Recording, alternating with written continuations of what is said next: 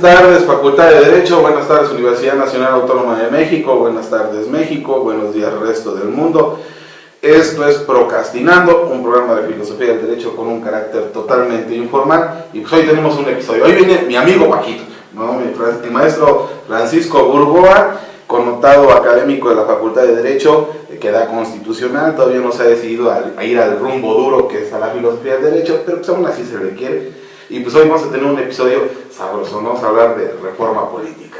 ¿No, Paquito? No, por supuesto que sí, mi querido Alfonso, es un gusto poder estar aquí contigo, con todos tus radioescuchas, con todas las personas que ven estos videos, que la verdad yo celebro mucho este entusiasmo que has tenido por la facultad y por este proyecto. Digo, tus más de 500 programas, pues ahí están. Digo, cualquier persona que dude de que algo se ha hecho, pues que entre y tiene una infinidad de temas para ver. Y para escoger. Entonces digo, ahí no hay de que no hay material, no hay información está ahí de audio y audiovisual, como lo que tú tienes, y yo la verdad lo celebro muchísimo, y qué bueno que por parte de la directora de la facultad, la maestra Leoba, la doctora Leoba, realmente esté poniéndole atención y esté apoyando este proyecto. Sin duda los estudiantes que pues están más inmersos en las nuevas tecnologías, pues les gusta mucho estar viendo videos y principalmente de temas actuales. Exactamente. No, y bueno, ¿qué puedo decirte yo? Que estar más que agradecido con la doctora Leoba y con los radioescuchas que nos han seguido.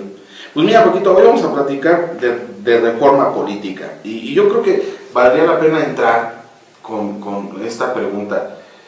A mí, y creo que a cada uno de los que nos están observando y nos están escuchando, nos queda claro que en México se tienen que hacer muchos cambios, que la situación en México es una situación, no quisiera verlo como caótico, porque creo que puede estar peor, pero es una situación en donde debe de haber muchas transformaciones. Cuando nosotros hablamos de reforma política, ¿entiende exactamente lo mismo el senador y el diputado? ¿Sí? Lo que nosotros anhelamos como reforma política es lo mismo que ellos ven. No, porque cada quien tiene su realidad. Dependiendo de la ideología del grupo parlamentario, es que su visión de una reforma política, entiéndase, una reforma a las instituciones que se van a centrar en el ejercicio del poder público. Hay algunos que piensan que debe de hacerse un cambio total, hay otros que es un cambio moderado, y hay otros, las cosas están bien, la constitución está bien, las instituciones están bien. El problema son las personas que ejercen el poder. Entonces, sin duda, dependiendo de la ideología del partido político, es que van a asumir una naturaleza. Lo curioso es que si nosotros platicamos con cualquier legislador, van a estar de acuerdo con los planteamientos que un académico, que un investigador o que algún otro mismo legislador, pero de otro partido político, van a estar de acuerdo. El único detalle es que ya cuando esto se va a las comisiones de trabajo de cualquiera de las cámaras o se van al pleno, es ahí donde las diferencias son extremadamente marcadas. Entonces, todos tienen el deseo y todos saben que algo hay que cambiar. ¿Qué es lo que hay que cambiar?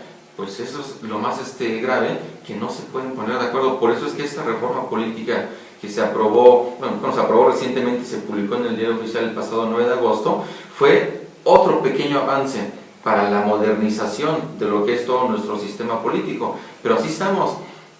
Queremos reformas deseadas, todos deseamos una reforma, pero tenemos que conformarnos con las reformas posibles, y así estamos, paso por paso tenemos que ir avanzando conforme las mismas oportunidades se van surgiendo. Ahorita pues ya vamos a tener, a partir del 1 de diciembre, una nueva persona que va a asumir el cargo de presidente de la República, y a partir de ahí se va a empezar a construir lo que será la nueva reforma política y la nueva reforma electoral, que de hecho ahorita estamos comentando algunas iniciativas que se han ido ahorita presentando en estos días con esa mira, pero pues bueno, son las realidades lamentablemente que distan mucho de nuestras realidades, de los que realmente sufrimos o tenemos algún beneficio de parte de aquellos que son los que se encargan de crear las leyes.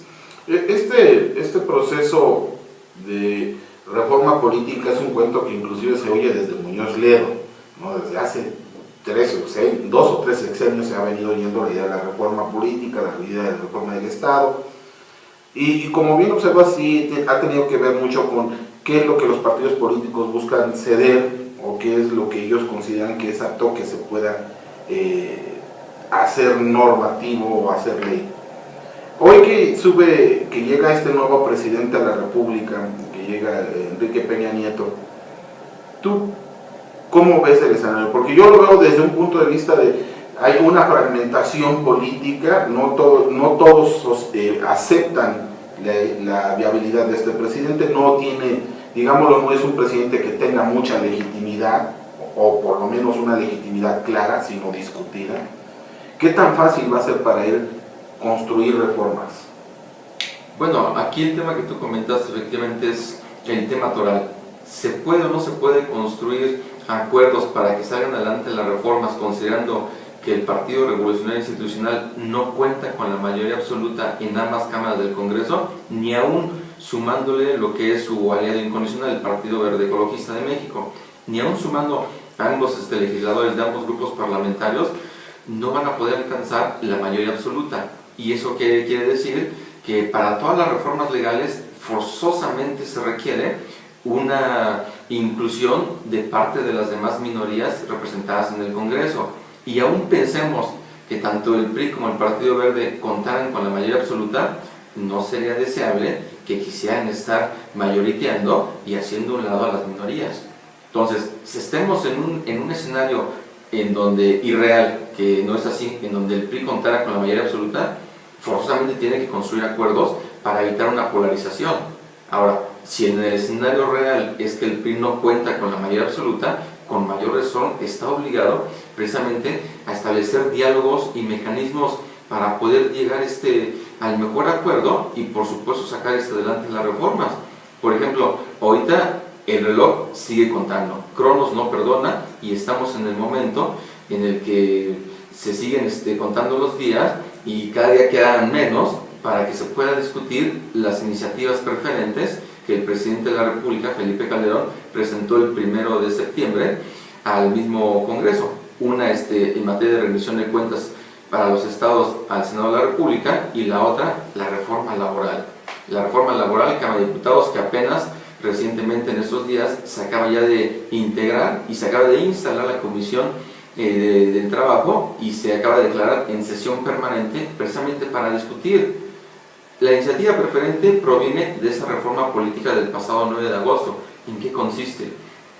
Es un mecanismo nuevo en donde el presidente de la República, a la apertura del periodo ordinario de sesiones, va a poder presentar hasta 2 iniciativas, las cuales deben de tener un trámite preferente, es decir, independientemente de todas las que tenga el Congreso, debe de abocarse a su dictaminación y a su discusión y en su caso a su aprobación o a su rechazo. Eso es independiente, pero de que están obligados los legisladores a discutir en un plazo de 30 días naturales, eso es algo totalmente nuevo en nuestro sistema y estamos ahorita en estos días.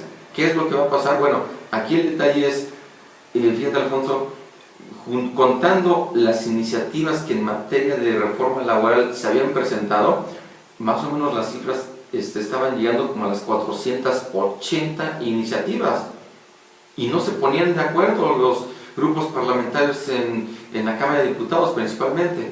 Entonces tuvo que venir el presidente Calderón a presentar esta iniciativa y ahora deben de verse obligados forzosamente a emitir un voto a favor o en contra de esta iniciativa o a enriquecerla. Digo, no es que tengan que aprobar o no aprobar estrictamente la iniciativa que envió el presidente.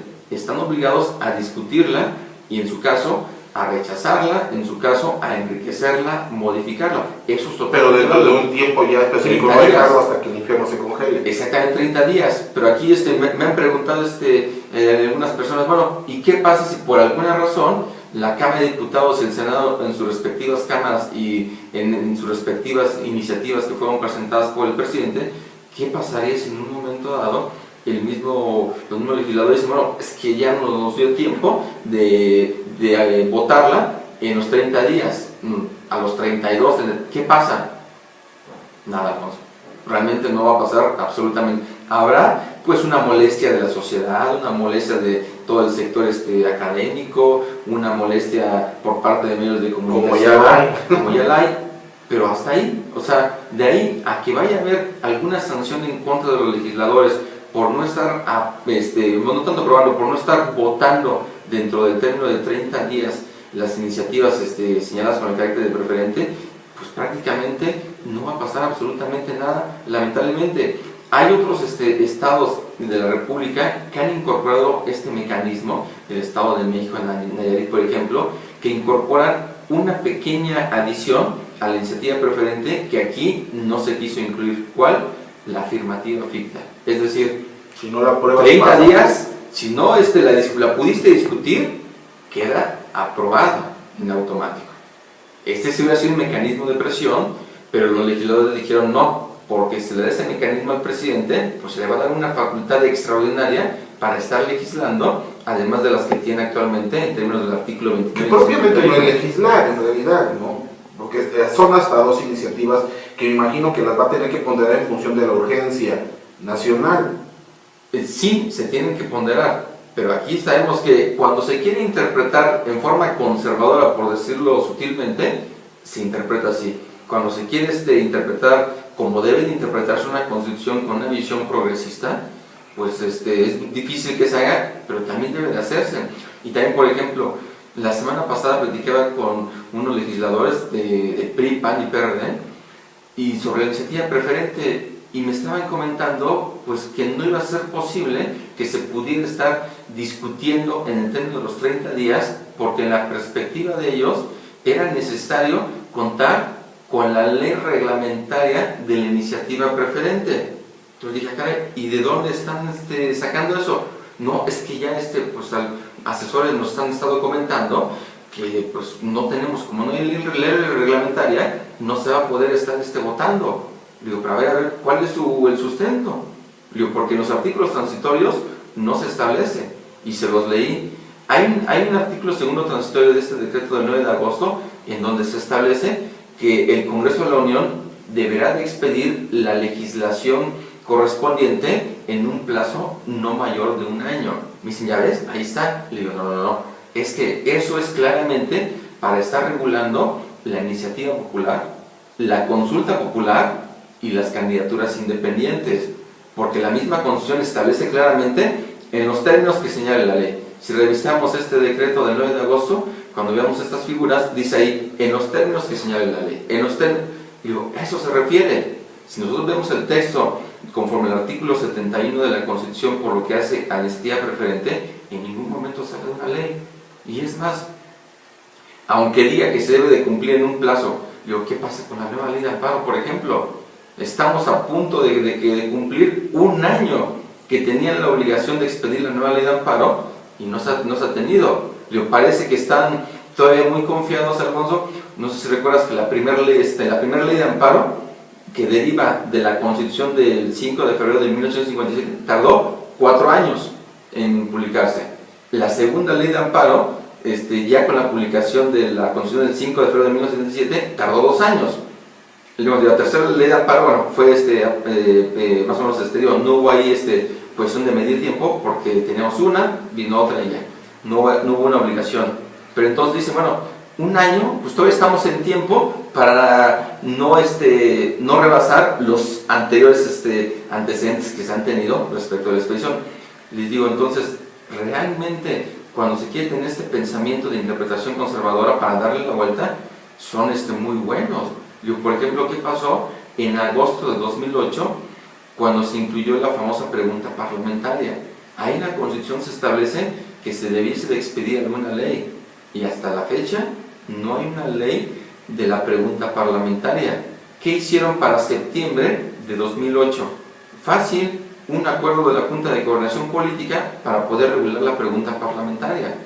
Y después se incluyeron algunos artículos en los reglamentos interiores de Cámara de Diputados y del Senado, y a partir de ahí, esa es toda la legislación que se tiene, por llamarlo así, respecto de la pregunta parlamentaria. Entonces, si realmente le quieren dar la vuelta, es muy bueno. No, nada más era un comentario, porque no pretendemos nosotros salirnos por la tangente y no estar discutiendo. No pretendieron, pero lo hicieron. Pero entonces, estamos ahorita, todavía a la mitad del tiempo, veremos si en 15 días realmente van a poder estar discutiendo en sus respectivas cámaras estas iniciativas, que sin duda están marcando ahí un precedente en términos de una nueva forma de comunicación entre el Poder Ejecutivo y el Poder Legislativo. Ese, digamos, es un primer momento, pero todavía hace falta algunos otros mecanismos que se vayan incorporando y que precisamente entran dentro de este concepto del tema de reforma del Estado. A muchos no les gusta referirse a la reforma del Estado porque dicen, a ver, el Estado tiene tres elementos esenciales, lo que es la población, el territorio y el gobierno. Le agregamos otro, la soberanía. Y cuando si hablamos de la reforma del Estado, quiere decir que se tienen que estar reformando la población, el territorio, la soberanía. No, es que nada más nos referimos a la parte relativa al régimen de gobierno. Bueno, entonces solamente es la parte política. Y de ahí que se le va dando esta connotación de irle llamando también reforma política. Además de que a muchos no les gusta hablar de reforma del Estado porque es casi decir o vincularlo con Porfirio Muñoz Ledo, que es uno de los grandes impulsores de la reforma del Estado desde hace ya más de una década, y que este concepto pues deriva desde hace más o menos unos 20 años que se ha ido mencionando. Pero sabemos cuáles son las fallas, los diagnósticos los tenemos, las soluciones las tenemos, pero lo que no tenemos es la voluntad de parte de la clase política para poder realmente sacar adelante. Sabemos que se necesita una reforma laboral, pero como hay intereses de sindicatos, de grandes empresarios, de distintos sectores que no les importa poder estar garantizando derechos de los trabajadores, pues entonces, ¿para qué? La reforma fiscal, la reforma hacendaria, la reforma energética, la reforma educativa, o sea, tantas y tantos temas que hay, y eso, digamos, todos los que se incluyen dentro de la propia reforma política. Ahora, ¿no crees que todo este problema, no entrando todavía al problema de los ámbitos de la reforma política, ¿no crees que todo este problema se va a complejizar aún más con esta amenaza de un nuevo partido, de una llegada de un nuevo partido, una nueva fuerza política que va a venir a hacer más complicado el diálogo, o crees que lo va a desatorar? Bueno, ese es un tema interesante, y también me han estado preguntando mi opinión, qué opino sobre esa posibilidad de que este movimiento que encabeza Andrés Manuel López Obrador, que él ya se deslindó, ya pues dio las gracias a lo que es al PRD, PT, Movimiento Ciudadano, y a partir de él tiene actualmente en esta organización que por sus siglas se conoce como Morena, prácticamente él tiene la posibilidad, número uno, pues realmente de constituirse en un partido político. Está en todo su derecho de hacerlo. A mí me parece saludable la construcción de un partido político, porque eso tiene que obligar a la refundación de los partidos que se ven en forma natural como de izquierda. O sea, el PRD tiene que refundarse, al igual que el PT y el Movimiento Ciudadano.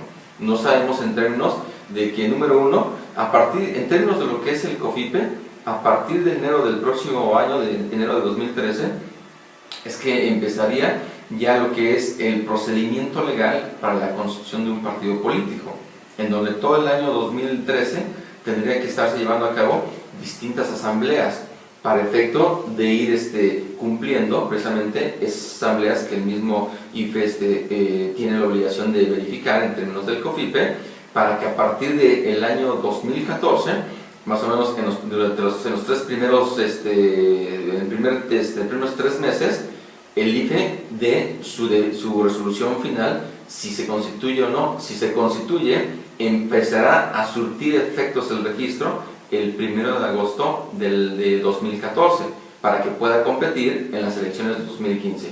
¿Por qué yo lo veo saludable? Por supuesto que si lo veo en términos de que va a haber más recursos para un nuevo partido político, y de que hemos visto que varios partidos pues no nos convencen y que representan un gasto y más burocracia, entonces lo que yo veo saludable es que va a venir a oxigenar la democracia, y que tiene que obligar forzosamente a la refundación de las ideologías de izquierda y también de derecha. Pero esto no aumenta, más allá de la refundación, así en honestidad epistémica, acudiendo a ella, esto no creo que aumente o reformule la izquierda? ¿No crees que lo que aumenta es el corporativismo partidista? Lo que pasa es que precisamente aquí vamos a ver, digo, número uno, no vamos a poder impedir la voluntad de todos esos simpatizantes del Movimiento de Regeneración Nacional de que se constituya un partido. O sea, podemos criticar todo lo que hagamos, pero no lo vamos a poder impedir. No. Ahora, si se constituyen un partido político, están obligados a ser diferentes, a evitar ese corporativismo. La institucionalización. Claro, están obligados a transparentar los procesos internos en lo que es la selección de sus dirigentes y el acceso a las candidaturas de parte de todos los militantes, algo que lamentablemente no es muy transparente en los demás partidos. Entonces, vamos, ellos tienen esta obligación, porque si realmente tienen muy claro qué es lo nuevo y qué es lo saludable, creo que eso es lo que a mí me parecería extremadamente bueno, porque estaría obligando a que los otros partidos o los copien, o si no, los van a castigar los ciudadanos al momento de ir a votar. Entonces digo, eso es la parte que a mí me parece saludable, que realmente se pueda llevar a cabo una reorganización.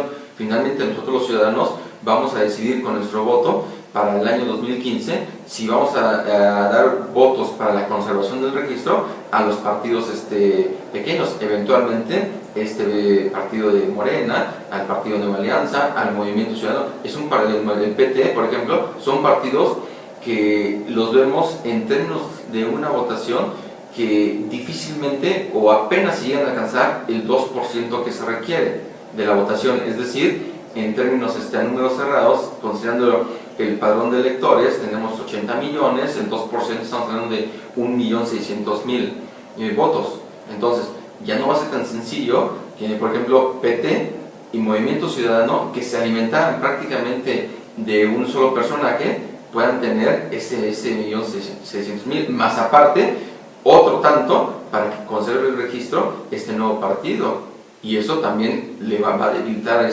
propio PRD. Pero en términos realmente económicos, ¿no nos saldrá más caro el caldo que las albóndigas? Mira, Alfonso, la democracia electoral en nuestro país es carísima, de las más caras del mundo. Entonces, un partido político, si lo vemos en todo lo que se gasta en nuestra incipiente democracia electoral, realmente es mínimo, Tenemos que irnos exactamente a disminuir lo que es las prerrogativas. Por ejemplo, la forma en cómo se financian actualmente los partidos políticos que se encuentran en el artículo 41 de la Constitución, estamos hablando de que se destina, se multiplica el número de personas que corresponde al padrón de electores por el 65% del salario mínimo general vigente en el Distrito Federal, mensual. Entonces, eso nos da una cantidad impresionante, y sobre esa cantidad viene todo el financiamiento. ¿Por qué no del 65% sobre el salario mensual? ¿Por qué no irnos a un 50 o un 40%? ¿Por qué no hacer forzosamente que los partidos políticos gasten menos? ¿Por qué no disminuir esos topes de gastos de campaña? Entonces digo, son varios elementos que no podemos decir que nuestro derecho electoral es un derecho electoral fuerte, que es intocable, que es maduro. O sea, cada proceso electoral nos viene a decir cuáles son las fallas que tenemos. Este pasado proceso electoral ya nos vino a decir cuáles son algunas de las fallas que deben precisamente de atenderse en lo que será la próxima reforma electoral. Entonces, sí entiendo esta cuestión de la molestia. Digo, si nosotros vemos en términos de que pues, somos académicos y lo que se destina, digo, pues a lo mejor ni en una vida vamos nosotros a ganarlo, pero pues bueno, son parte de los costos de la democracia. Lo malo es que todavía no tenemos ni políticos maduros, ni políticos en términos generales para presumir. Hay excepciones, por supuesto, pero en términos generales, si vemos quiénes son los que ingresan a las cámaras de diputados y senadores, digo, en algunos podemos aplaudir, pero en otros pues, los conocemos. Estamos a la espera de que el primer año es de aprendizaje, el segundo año pues es más o menos ya lo que aprendieron en el primer año, pues lo van trabajando, y el tercer año pues ya están pensando a dónde se van a ir a trabajar. Pero tú que tienes la doble investidura de ser académico, pero también estar en el ámbito legislativo, Una de las cosas que creo que son preocupantes es la cantidad que se le da a un partido es lo que financia las investigaciones en las universidades del país. Aproximadamente podríamos financiar muchas investigaciones. Muchísimas. Pero que no se financian y que al final terminamos financiando un entorno político, un entorno de discusión que parece poco fértil. Parece, inclusive algunas veces parecía que la discusión es estéril, cada quien se va con sus propios argumentos, cada quien sostiene su propio lado de argumento político y no hay conciliación. ¿Qué no sería o qué no el invertir en esto durante los próximos sexenios? Lo que está generando es que exista todavía un retroceso mayor en el crecimiento, ya no político del país. Quiero asumir que al momento de invertir en los partidos hacemos un crecimiento político del país, sino un crecimiento económico, cultural, industrial del país. Por supuesto, si lo insisto en términos de números, si podemos disminuir el costo de nuestra democracia electoral y lo destinamos a distintos rubros, principalmente en esto que mencionas, hablando de lo que es investigación, todo lo que tiene que ver con ciencia y tecnología, y cultura, por supuesto, realmente nuestro país podría tener una inversión. El problema es que es un círculo vicioso, porque por una parte, si no tenemos un sistema electoral confiable que permita que la renovación de los dos poderes que se llevan a cabo a través del voto popular sean transparentes y que no sean cuestionados y que no conlleven un malestar de parte de un conglomerado respecto de la legitimidad, entonces ellos no van a poder estar ejerciendo el poder público derivado del mandato que derivó de las urnas por parte de la ciudadanía. No se va a poder realmente poder estar cristalizando lo que sería todas esas políticas públicas. ¿Por qué? Porque la oposición, como lo ve como alguien ilegítimo, pues le está poniendo trabas.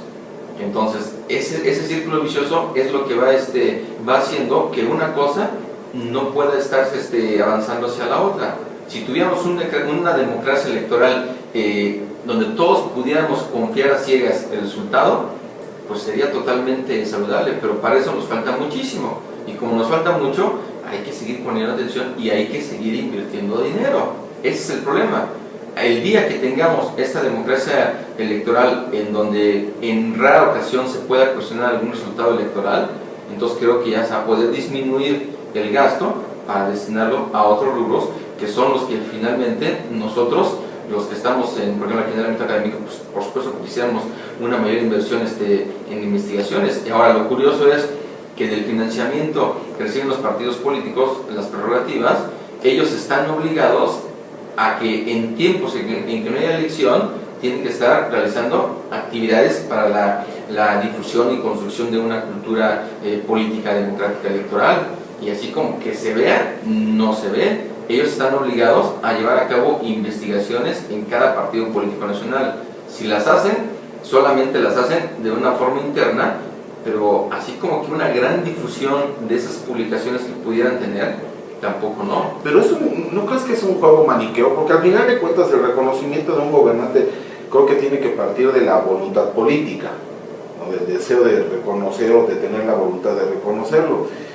Al final de cuentas la idea de invertir y seguir invirtiendo para que se pueda encontrar una forma de poder dar legitimidad a un gobernante, pues puede también ser un juego útil para ciertos grupos políticos que lo que buscan es enriquecerse.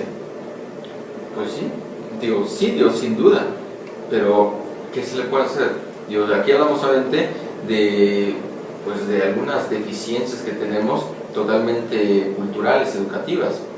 Si el pensamiento desde los niños fuera un pensamiento de colaboración, de honestidad, de solidaridad, de justicia, de apoyo, de ayuda, creo que obviamente podríamos tener una sociedad perfectamente articulada, una sociedad en donde no hubiera tanto cuestionamiento.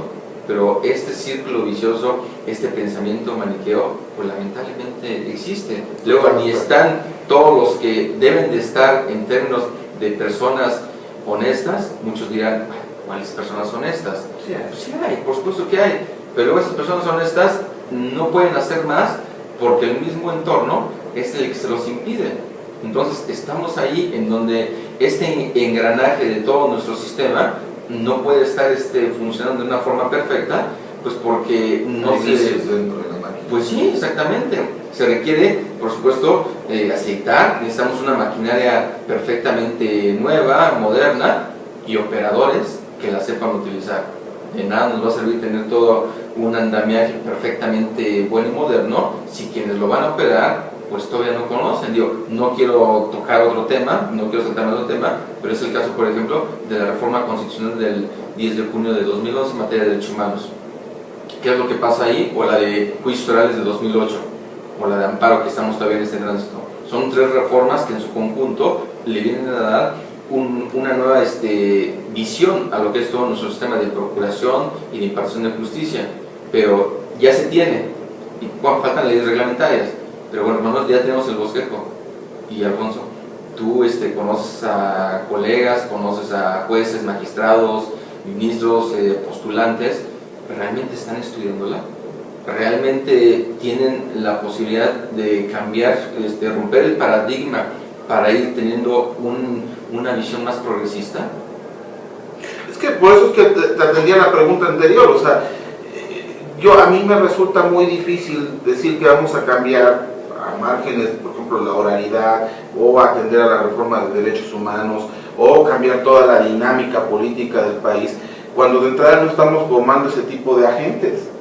Sí requieren, como bien observabas, desde la primaria otro tipo de mentalidad, otro tipo de inteligencia que le permita a él participar de todos estos cambios políticos, inteligencia que no estamos conformando, y que a mí, a título personal, cuando yo veo esta discusión, lo que yo veo es de qué nos va a servir después encontrar un presidente legítimo que sea totalmente aceptado por la población si seguimos teniendo toda una maquinaria social que está viciada, que no percibe esta realidad, que va a estar en conflicto, que por vía de las redes sociales, por vía de voz a voz, va a manifestar una inconformidad, toda vez de que no ha comprendido mucha de la dinámica. O sea, por ejemplo, tú bien lo sabes en esta cuestión que hubo ahora de la presidencia, cuando el TRIFE decidió de acuerdo a lo que él debe decidir, que es la ley. No le dan otros instrumentos, y no le han dado otros instrumentos porque no se han formado operadores para que les den otros instrumentos. O sea, exigirle, por ejemplo, al Tribunal Electoral que atienda a principios o que pondere sobre esta cuestión, inclusive creo que hasta extralimita las funciones legales que a él le han sido favorecidas. Entonces, ¿cómo podemos resolver este problema tan complejo? Porque sí, me queda claro que hay una necesidad de una reforma política, pero también hay una necesidad de una transformación social, de una nueva visión social, en donde realmente nos demos cuenta de esas problemáticas. Y digo, podemos citar, por ejemplo, esta cuestión del movimiento por la dignidad, que ahora está en Estados Unidos. O sea, hay muchas demandas ahí, en donde lo que están reclamando creo que son cosas justas, más partiendo de una víctima, más partiendo de niños de 6 años, de hijas, padres, que los han secuestrado y que ya no saben dónde están, que yo creo que no les va a satisfacer solamente el hecho de tener una figura legítima, creo que requieren algo más, ¿no? Decía Juan Jacobo Rousseau, el hombre es bueno por naturaleza, son las instituciones las que lo corrompen. Entonces puede parecer bastante paradójico, ¿no? Si el hombre es bueno, ¿quiénes forman las instituciones? Es el hombre, entonces ¿cómo es posible que se corrompa?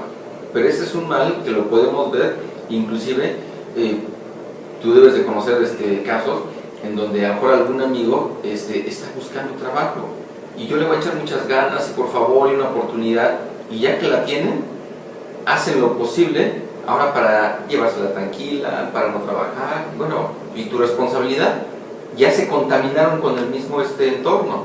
Entonces esto lo podemos ver en todos los niveles, en donde por mucha buena intención que alguien pudiera tener, mientras no exista obviamente una inercia positiva, siempre van a estar ahí los peros, los dimes y diretes. Hablando de lo que es la reforma política, esta reforma política fue, en mi opinión, una reforma política light, fue pequeña, por no decir otro adjetivo. Parecía ser que nada más es el preámbulo, ¿no? Por esta cuestión de las iniciativas preferentes y todo esto, parecía ser que es el preámbulo para poder agilizar después las figuras de la transformación legal, ¿no? Pero aquí el detalle es cuánto tiempo más. O sea, esta reforma política del 9 de agosto de 2012 se empezó a construir prácticamente desde el inicio del sexenio de Felipe Calderón.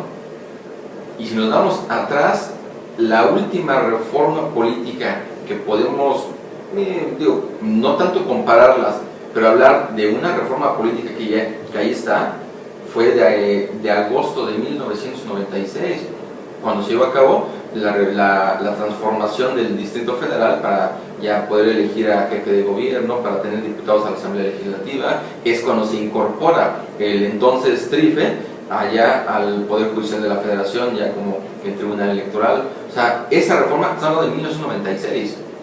De ahí fuera, en el camino, hubo contadas, una que otra ahí medio dispersa, pero así como que en su conjunto fue hasta 2012. Entonces, muchos decían, es que no hay que ser tan exigentes, fue un buen paso y es precisamente el preámbulo de todo lo que pueda venir. El problema es que cuando ya se tiene muy claro quién es el que va a ejercer el poder, ya no quieren que se le toque su estructura. Por ejemplo, en el año 2005 se llevó a cabo un foro muy plural en Cámara de Diputados, que lo organizó en ese momento quien era el presidente de la Comisión de Reforma del Estado, Manuel Camacho Solís, actual senador de la República, y Diego Valadez, que en ese momento era el director del Instituto de Investigaciones Jurídicas. Un foro que se llamó se fue el nombre, que es reforma política, reforma del Estado, ¿para qué? Perdón, es gobernabilidad democrática, ¿qué reforma? Es el foro, gobernabilidad democrática, ¿qué reforma? Que se publicó un libro que se puede ver en la librería virtual del Instituto de Investigaciones Jurídicas, y ahí cada uno de los principales personajes de todos los sectores de la vida pública, religiosa, política, social, académica, fueron a presentar ahí una pequeña ponencia de 10 minutitos. Fue una pasarela impresionante y estuvieron ahí en ese momento Roberto Madrazo, Andrés Manuel López Obrador y Felipe Calderón, y cada uno de ellos decía, sí, vamos por la reforma del Estado. Inclusive Felipe Calderón presentó una propuesta para lo que eran los gobiernos de coalición. Entonces todos lo querían, pero como ni todos también sabían que ellos podían ganar, no impulsaron a través de sus grupos parlamentarios las reformas para poder estar modernizando, actualizando las relaciones entre los poderes federales, ejecutivo y legislativo, que ese es el problema en donde se encuentra detenida la reforma política. Cómo establecer mecanismos nuevos o eficaces de colaboración entre el ejecutivo y el legislativo, porque no lo hay. Todo se lleva a una cuestión de quid pro quo. A ver, yo te presento, yo poder ejecutivo, te presento a ti poder legislativo, el poder legislativo va a decir, bueno, no me convence, o te apruebo esto, si tú me apruebas, esto otro. Pero, o sea, los que están poniendo entonces ese proceso de negociación no es propiamente el Ejecutivo, o sea, por lo que me estás platicando, es el gran conflicto de esta transición, de esta reforma política, no queda tanto en el Ejecutivo o en el Judicial, sino está concentrada en el Legislativo y en los intereses partidistas que se involucran dentro de cada una de las fuerzas políticas que integran el Congreso de la Unión, ¿no? Sí, por supuesto, en el Poder Legislativo, y más si consideramos que ahí es donde nace el poder revisor de la Constitución. El presidente de la República no participa en reformas constitucionales, entonces en donde se deben de generar los mecanismos para poder llegar a un acuerdo, y más que tiene que ver esto con tocar la Constitución, tocarla, tiene 548 reformas. Ya están más que tocar. Al día de hoy. En 95 años de vida la Constitución del 17 tiene al día de hoy 548 más las que vienen en camino. Una relativa a establecer conflicto, a redefinir la solución de conflictos por límites entre los estados, lo que es la reforma también del artículo 40, por lo que es el estado de ley, bien otros en camino. Entonces 548 reformas tenemos, ese es un dato que decimos, bueno, pero entonces el Poder Legislativo es el que se va a encargar perfectamente de construir los acuerdos para que pueda echar adelante las reformas constitucionales para modernizar nuestro sistema político. Pero ese es el problema, que unos quieren, otros no quieren, y luego hasta de un mismo partido político. En la discusión de esta reforma política, el PRI Senado aprobó la reelección de legisladores, y cuando llega a Cámara de Diputados, el PRI Cámara de Diputados dice no, no la queremos. Y entonces, ¿cómo vamos a ver esto? Que dentro del mismo PRI haya posturas distintas en cámaras distintas. ¿Y eso qué fue lo que pasó al final? Que la reelección simplemente quedó excluida. Que en mi opinión, la reelección consecutiva e inmediata y acotada de legisladores la debemos de incorporar. Muchos no les gusta la idea porque dicen, no, pero es que lo estamos viendo como un diputado, después se va de senador se va otra vez a la Cámara y así anda. Entonces hay reelección. El detalle es que esa reelección se da porque no existe la reelección consecutiva sobre el mismo cargo. O sea, un diputado que va a obtener la posibilidad de reelegirse de nuevo va a buscar los medios o los mecanismos de transparentar todas sus acciones y de rendirle cuentas hacia su electorado, para que el electorado lo castigue con un voto adverso o lo premie con la continuación del cargo. Pero como un legislador sabe que no le va a rendir cuentas ni le va a pedir el voto, ¿qué pasa? Pues se va de una cámara a otra. Digo, son muchos pros, muchos contras sobre estas posturas, pero yo estoy de esta postura de que sí debemos de tener una reelección. Esto va a darle también que haya un crecimiento en cuanto a la maduración de parte de los legisladores. Muchos primera vez no saben, y lo que medio saben ya se tienen que ir. Entonces esto le tiene que dar un nuevo mecanismos para poder estar haciendo más eficaz. Pero Paco, son los mismos actores. Es decir, la otra vez, por ejemplo, salió Chauffeur y vive todavía en la política. Y seguirá viviendo. Y seguirá viviendo por los siglos de los siglos, amén. Es decir, ¿qué tan viable es llenar el Congreso de los mismos actores y no meterle sangre nueva?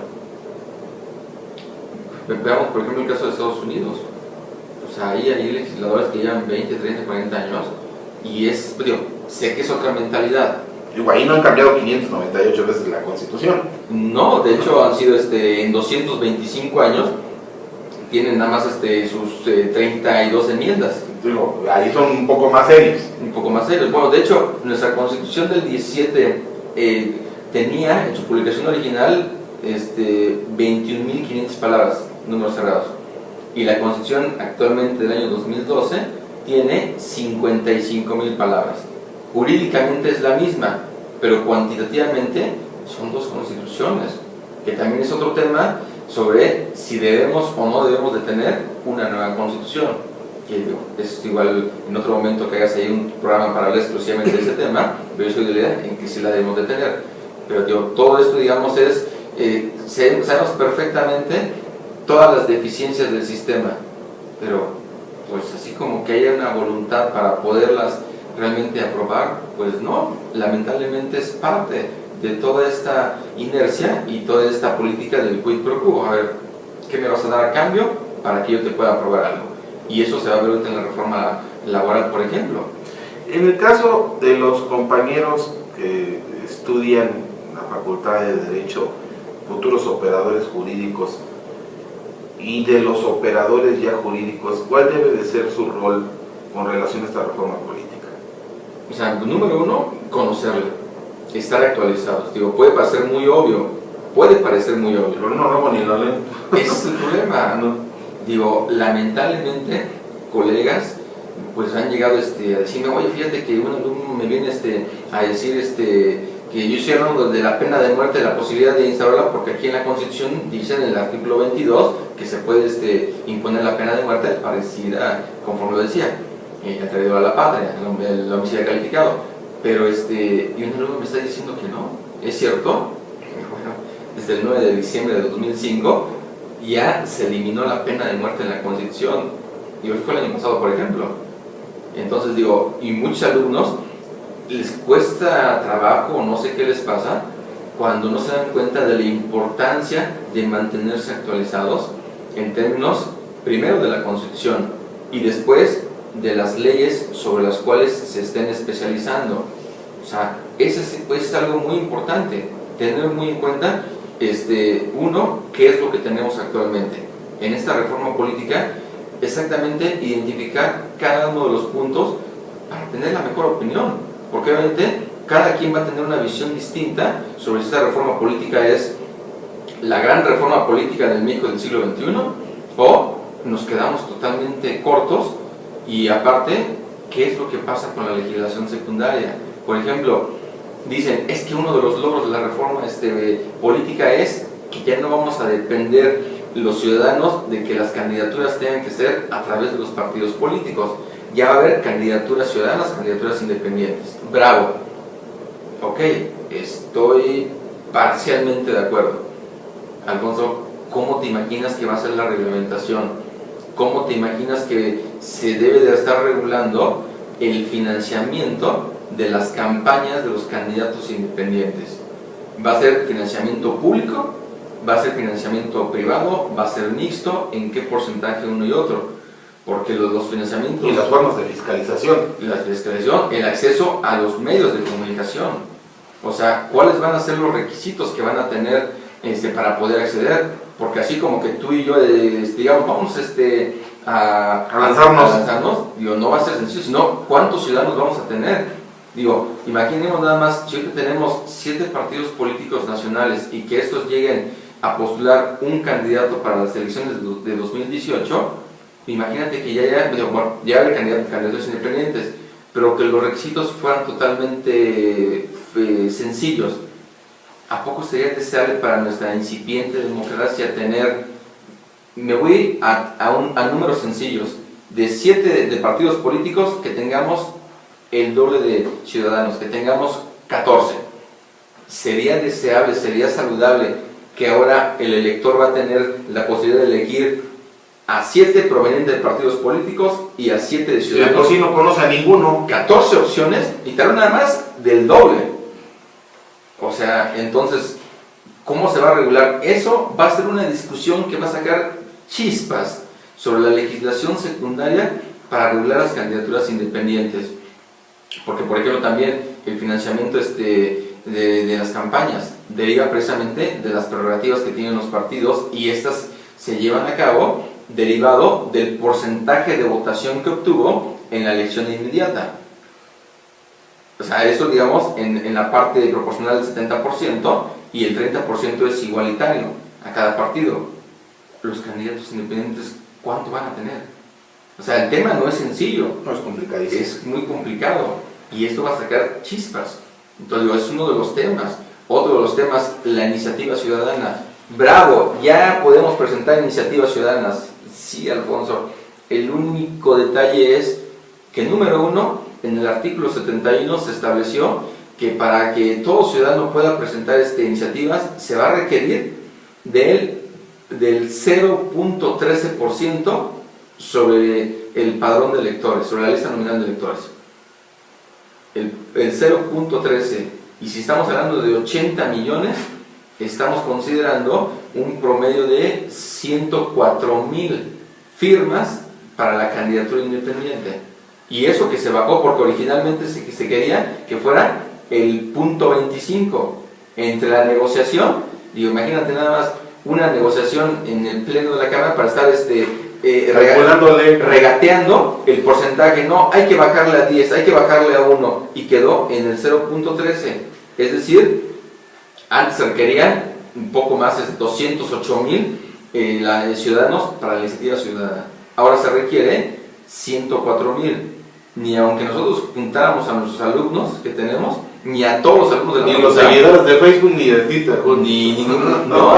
O sea, imagínate, o sea, ¿cuánto trabajo va a costar presentar una iniciativa? Y aparte, yo supongo que van a querer hasta casi notariadas las firmas. ¿Quién va a solventar el gasto para ir con el notario y que dé fe que efectivamente quienes firman esa iniciativa son quienes dicen ser y exhiben a lo mejor su copia de ni juntando 5 facultades de derecho podríamos lograr. O sea, es el detalle. A lo mejor una ONG lo podría hacer fácilmente. Resulta que no está obligado el Congreso a darle un trámite de preferente, es decir, va a ser conforme quedó en la Constitución. Va a ser un montón. Va a ser un montón. Entonces, si quieren, la van a dictaminar en comisiones, y si no, pues se haga el rezago legislativo, la congeladora, y al final de la legislatura será un borrón. Y todos nos hicimos buena. Pues sí, digo, pero es por ejemplo, ¿sí? Otra, por ejemplo, dicen, oh, bravo, ya tenemos plebiscito, bueno, que se le llama la consulta popular, ya tenemos, bravo, sí, ya tenemos, pero hay unos pequeños detalles. ¿Quiénes pueden convocar a una consulta popular? Número 1, el presidente de la República. 2, el 33% de los integrantes o de Cámara de Diputados o del Senado de la República. El 33%. O el 2% de ciudadanos de la lista nominal de electores. Es decir, 1.600.000 ciudadanos son los que van a poder solicitar la consulta popular. Yo digo, número 1, el presidente, a lo mejor para él será muy sencillo hacerlo. Ok, pero ¿qué necesidad tiene el presidente de presentar una consulta popular? Digo, eso digamos número 1. Eso tendrías que hacerlo para algún acto que a lo mejor requiera de alguna legitimación. Pero aquí el detalle es que quedan totalmente excluidas cuáles van a ser las materias sobre las cuales la consulta popular no puede versar. No puede versar en materia electoral, por ejemplo. Que digan, vamos a someter a consultas si los ciudadanos quieren o no quieren la reelección. No, nada de consulta popular. Nada que tenga que ver con seguridad nacional. Nada que tenga que ver con finanzas públicas. O sea, nada. Nada que tenga que ver con alterar el artículo 40 constitucional, por lo que hace a la forma de gobierno que tenemos, que es una república representativa, democrática, popular. Tampoco se puede tocar. Entonces, sobre alguna otra materia, la Suprema Corte, cuando ya se tiene conocimiento de que se va a convocar una consulta popular, la Corte tiene que verificar si efectivamente esa consulta tiene una materia que es, digámoslo así, constitucional. Ahora, otro elemento, la consulta popular, Alfonso, se va a llevar a cabo solamente durante la jornada electoral. Entonces, si la jornada electoral estamos considerando que es una vez cada 3 años, entonces vamos a tener 2 consultas populares a lo mucho en el sexenio.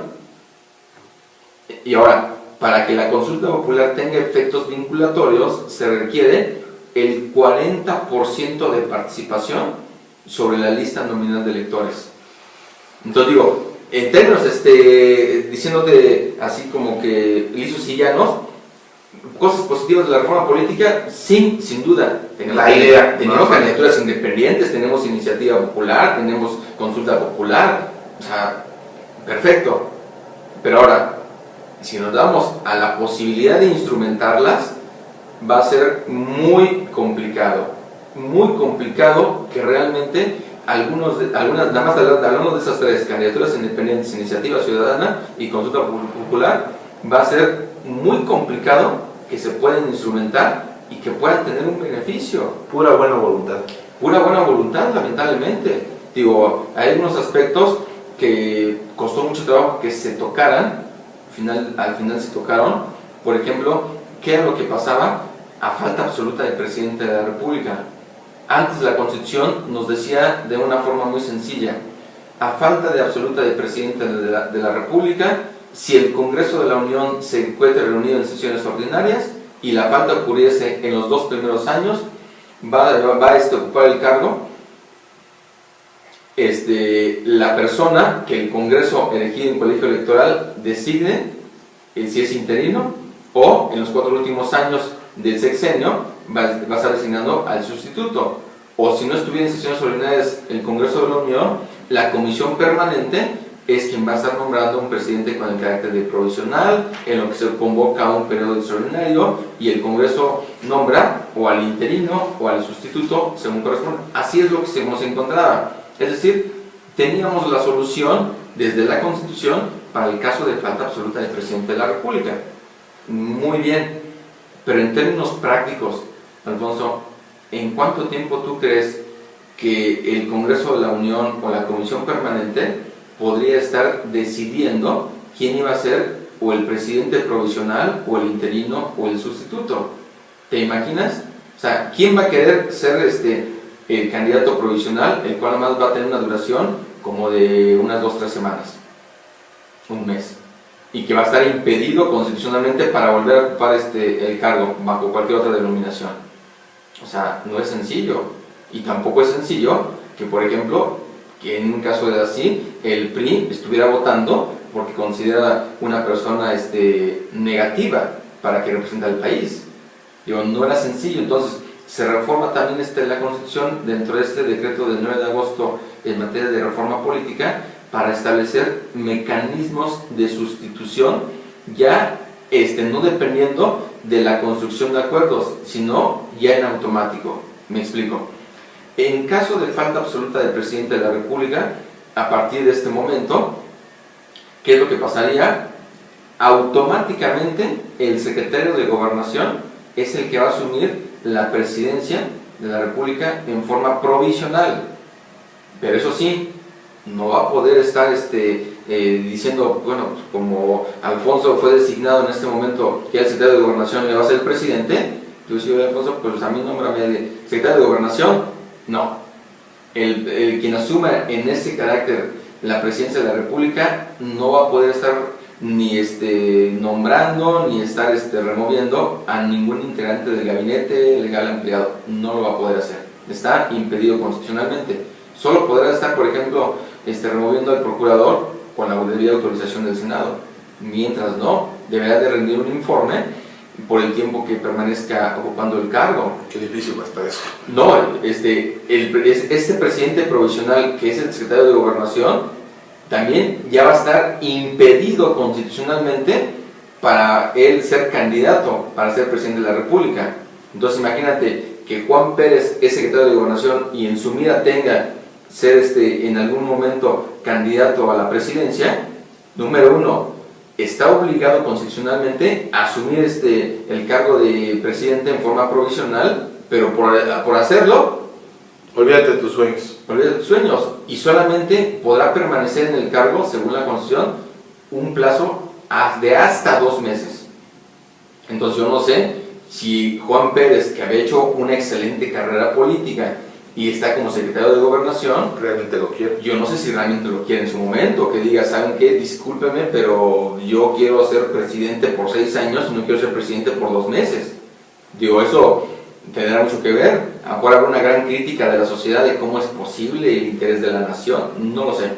Pero bueno, así queda. Y después, cuando esté ocupando el secretario de Gobernación la presidencia en forma provisional, entonces, si el Congreso de la Unión deberá estar nombrando al presidente con el carácter de interino, si la falta es en los 2 primeros años del sexenio, para que este a su vez convoque a elecciones extraordinarias para elegir al presidente, o si la falta ocurre en los 4 últimos años del sexenio, que esté precisamente nombrando al presidente con el carácter de sustituto. Entonces digo, ya está ahí la solución. Ahora, otro de los temas, que eso también derivó del año 2006, donde veíamos qué pasa si el presidente Calderón no puede llegar a Cámara de Diputados ante el Congreso para que pueda rendir protesta. ¿Es o no es presidente? ¿Qué pasa? No sé si te acuerdas ahí toda esta discusión que se derivó. Bueno, para efecto de evitar cualquier posibilidad de que el presidente de la República electo, en este caso Enrique Peña Nieto, que por alguna razón no pudiera llegar al Congreso de la Unión en el recinto legislativo de San Lázaro para la toma de protesta, ya la Constitución dice, si no puede hacerlo frente a los integrantes del Congreso, ¿qué es lo que va a pasar? Pues bueno, el presidente va a poder, el presidente electo, va a poder rendir protesta ante las mesas directivas de ambas cámaras del Congreso. ¿En dónde? En cualquier lugar, pueden venir aquí. Otra, si tampoco se pudiera rendir protesta ante las mesas directivas de ambas cámaras del Congreso, entonces lo podrá hacer ante el presidente de la Suprema Corte. ¿En dónde? No lo dice. Puede ser en su casa, en algún café, en algún restaurante, en algún otro lugar. En un parque central. Claro.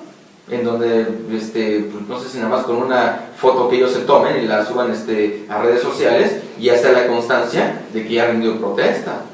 La foto, pues tampoco se dice que se requiere un notario, tampoco se dice que se requiere la presencia de uno de los representantes de los poderes. El Facebook da fe.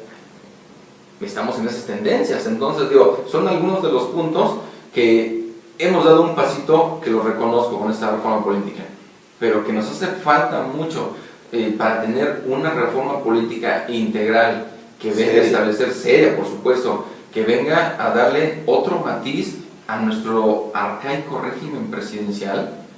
Por ejemplo, si alguien ha puesto atención a la Constitución, a la forma en cómo le denomina cada uno de los tres poderes, es bastante curioso. Por ejemplo, el artículo 49 de la Constitución refiere a que el supremo poder de la Federación se divide para su ejercicio en ejecutivo, legislativo y judicial. Después vemos el artículo 50 y dice: el poder legislativo federal se deposita en. Vemos el artículo 94 y dice: el poder judicial de la Federación se deposita en. Y luego vemos el artículo 80 y dice: el supremo poder ejecutivo se deposita en una sola persona. Y a ver, el 49 dice que es el supremo poder de la Federación, y el artículo 50 del poder legislativo y el artículo 94 del poder judicial son poderes a secas, no hay ningún adjetivo de decirles que son supremos. Y en cambio el presidente le pones el adjetivo de el supremo. Digo, y eso forma parte de toda esta tendencia sobre este presidencialismo que teníamos, en donde todo giraba sobre la figura de un partido y de un presidente totalmente fuerte. Que todavía no lo podemos sacudir. Eso es lo que tenemos que superar. Tenemos un mosaico pluripartidista que llegó para quedarse.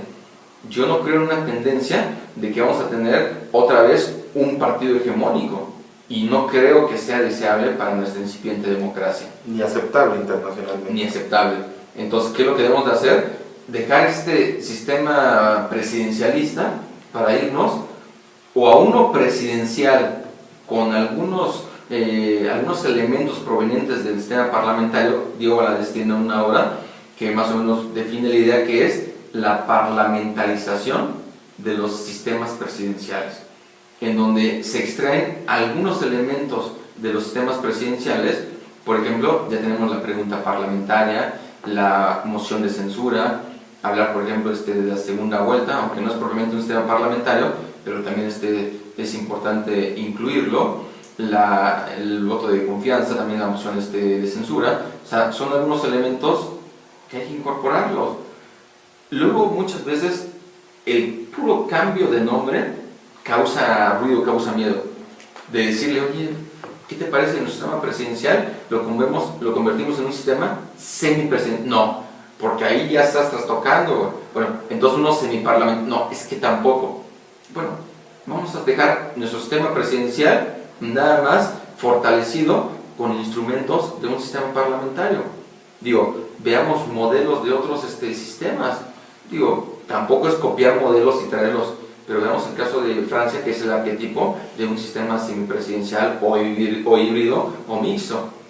Y funciona. Que los franceses son diferentes, sí, sin duda, pero veámoslos en términos de un ejercicio de un derecho comparado, cómo sí se puede traer, ver figuras, como han sucedido en el caso de Argentina, con la inclusión de un jefe de gabinete, el caso de Brasil, por ejemplo. O sea, tratar de entender que si nosotros queremos ir armando todo este engranaje que pueda ser realmente positivo para nuestro país y por supuesto positivo para nosotros los gobernados, pues bueno, nos vamos a ir ajustando y cambiando las piezas que deben de cambiarse para que pueda funcionar todo nuestro sistema judicial, el político, el económico, el educativo, el laboral. O sea, es un todo.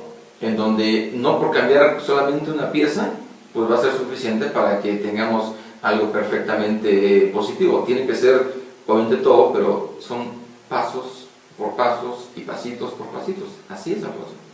Pues bueno, este tema es sumamente interesante, Paquito, pero el tiempo se nos acaba siempre en este programa, ¿no? Lamentablemente es muy efímero. Creo que hay muchas cosas que se tienen que trabajar sobre el ámbito de la reforma política, muchas cosas en donde los chavos tienen que empezar a hacer mucha imaginación para poder hacer propuestas interesantes, ¿no? A lo mejor desde la academia puede salir algo interesante.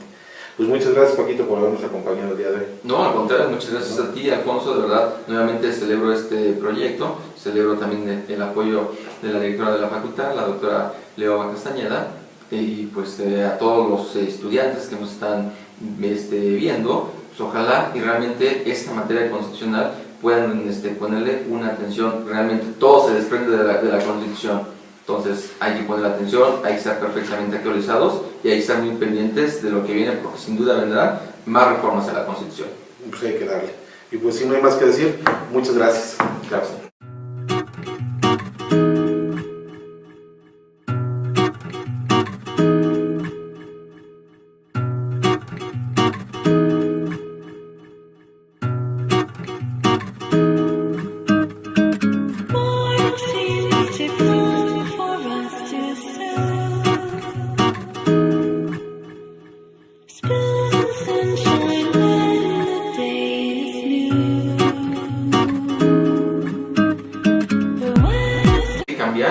Pues eso es lo más grave, que no se pueden poner de acuerdo. Por eso es que esta reforma política que se aprobó, se aprobó recientemente y se publicó en el Diario Oficial el pasado 9 de agosto, fue otro pequeño avance para la modernización de lo que es todo nuestro sistema político. Pero así estamos, queremos reformas deseadas, todos deseamos una reforma, pero tenemos que conformarnos con las reformas posibles, y así estamos, paso por paso tenemos que ir avanzando conforme las mismas oportunidades se van surgiendo. Ahorita pues ya vamos a tener, a partir del 1 de diciembre, una nueva persona que va a asumir el cargo de presidente de la República, y a partir de ahí se va a empezar a construir lo que será la nueva reforma política y la nueva reforma electoral, que de hecho ahorita estamos comentando algunas iniciativas que se han ido ahorita presentando en estos días con esa mira. Pero pues bueno, son las realidades lamentablemente que distan mucho de nuestras realidades, de los que realmente sufrimos o tenemos algún beneficio de parte de aquellos que son los que se encargan de crear las leyes. Este proceso de reforma política es un cuento que inclusive se oye desde Muñoz Ledo, ¿no? Desde hace 2 o 3 sexenios se ha venido yendo la idea de la reforma política, La verdad, yo celebro mucho este entusiasmo que has tenido por la facultad y por este proyecto. Tus más de 500 programas, pues ahí están. Cualquier persona que dude de que algo se ha hecho, pues que entre, y tiene una infinidad de temas para ver.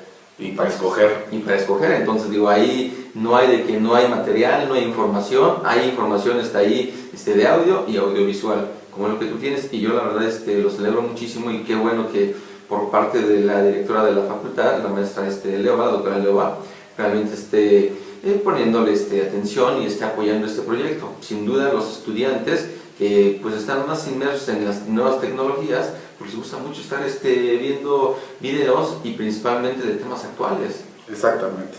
No, y bueno, ¿qué puedo decirte yo? Que estar más que agradecido con la doctora Leoba y con los radioescuchas que nos han seguido. Pues mira, Paquito, hoy vamos a platicar de reforma política, y yo creo que valdría la pena entrar con esta pregunta. A mí, y creo que a cada uno de los que nos están observando y nos están escuchando, nos queda claro que en México se tienen que hacer muchos cambios, que la situación en México es una situación, no quisiera verlo como caótico, porque creo que puede estar peor, pero es una situación en donde debe de haber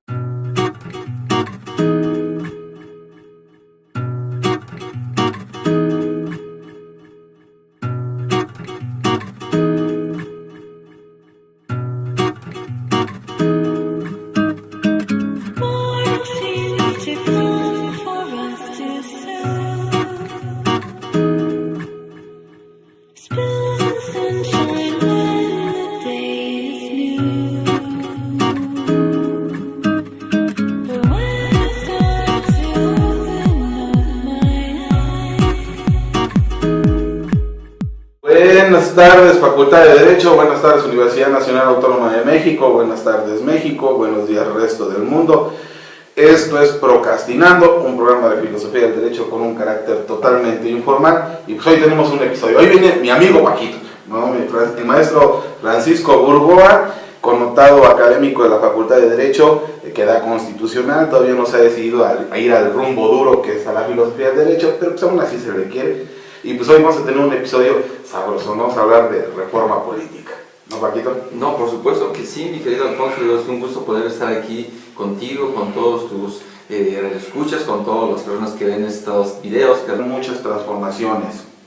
Cuando nosotros hablamos de reforma política, ¿entiende exactamente lo mismo el senador y el diputado? ¿Sí? Lo que nosotros anhelamos como reforma política es lo mismo que ellos ven. No, porque cada quien tiene su realidad. Dependiendo de la ideología del grupo parlamentario, es que su visión de una reforma política, entiéndase, una reforma a las instituciones que se van a centrar en el ejercicio del poder público. Hay algunos que piensan que debe de hacerse un cambio total, hay otros que es un cambio moderado, y hay otros, las cosas están bien, la constitución está bien, las instituciones están bien. El problema son las personas que ejercen el poder. Entonces, sin duda, dependiendo de la ideología del partido político, es que van a asumir una naturaleza. Lo curioso es que si nosotros platicamos con cualquier legislador, van a estar de acuerdo con los planteamientos, que un académico, que un investigador o que algún otro mismo legislador, pero de otro partido político, van a estar de acuerdo. El único detalle es que ya cuando esto se va a las comisiones de trabajo de cualquiera de las cámaras o se van al pleno, es ahí donde las diferencias son extremadamente marcadas. Entonces, todos tienen el deseo y todos saben que algo hay que cambiar. ¿Qué es lo que hay que cambiar? La reforma del Estado. Y como bien observas, sí ha tenido que ver mucho con qué es lo que los partidos políticos buscan ceder o qué es lo que ellos consideran que es apto que se pueda hacer normativo o hacer ley.